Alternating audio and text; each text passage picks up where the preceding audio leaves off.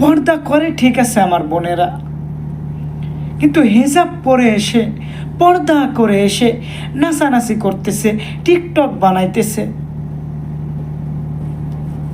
এটা পর্দার পরিপূর্ণ হক আদায় হয় না। আল্লাহর হাবিব সাল্লাল্লাহু আলাইহি ওয়াসাল্লাম বলেছেন,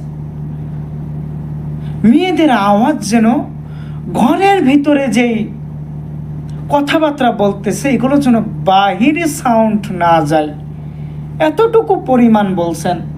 আর আজকে তোমরা পর্দা করার পরেও টিকটক বানাইতেছো হেজাব পরে, পর্দা করার পরেও পর্দা অবস্থাতে নাচানাচি করতেছো।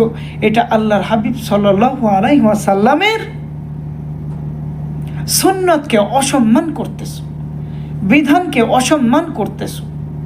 আজকে তোমার ভিতরে যদি, ও মা বোনেরা রাগ করবেন না, আপনাদেরকে পায়ে হাত দিয়ে বলে যাই, আমি আপনাদের সন্তানের মতন। আসলে আমি একটা ভিডিও ফেসবুকে দেখে আসলে আমি নিজেকে বিশ্বাস করতে পারি নাই। আমি মনে করতেছিলাম এই কথাটা আমি বলবো, যেহেতু আজকে আমরা গ্রুপে আছি, অসংখ্য আল্লাহ তাআলার বান্দা আমাদের গ্রুপে যুক্ত হয়েছেন। আমাদের গ্রুপে যারা যুক্ত হয়েছেন অনেক ওলামা একরামও আছেন। আমি সকলকে বলি, ও মা বোনেরা, একটু বিশেষ করে আপনাদেরকে বলি, আল্লাহর হাবিব সাল্লাল্লাহু আলাইহি ওয়াসাল্লাম আপনাদেরকে কত সহজভাবে জান্নাতের পথ দেখাইয়ে দিয়েছেন। আর আজকে আপনারা কি করতেছেন? পর্দা অবস্থাতে টিকটক বানাইতেছেন, নাচানাচি করতেছেন। এটা আল্লাহর হাবিব সাল্লাল্লাহু আলাইহি ওয়াসাল্লামের কালচার হতে পারে না। অর্থাৎ আয়েশা রাদিয়াল্লাহু তাআলা আনহা আম্মাজানের তরিকার দিকে তাকাইয়া দেখো, হযরতে খাদিজাতুল কুবরা রাদিয়াল্লাহু তাআলা আনহা তার দিকে তাকাইয়া দেখো, নবীজির কলিজার টুকরা ফাতেমা রাদিয়াল্লাহু তাআলা আনহা তিনি কেমনভাবে তার বাবার আদেশ অনুযায়ী জীবন যাপন করেছে। ও মা, তুমি কি হাদিস পড়ো নাই? তুমি কি কোরআন পড়ো নাই? তুমি কি জানো না?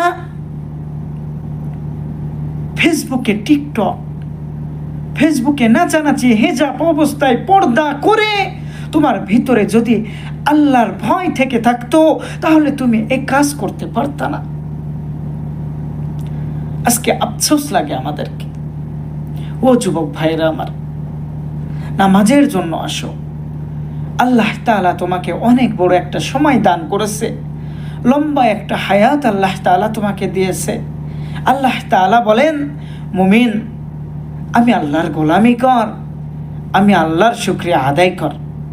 আমি আল্লাহ তোর থেকে আর কিছু চাই না। আমি আল্লাহ তোকে মায়া করে, মহাব্বত করে, ভালোবেসে আমি আল্লাহ তোরে দুনিয়ায় পাঠাইছি। আমি আল্লাহর গোলামি করবি,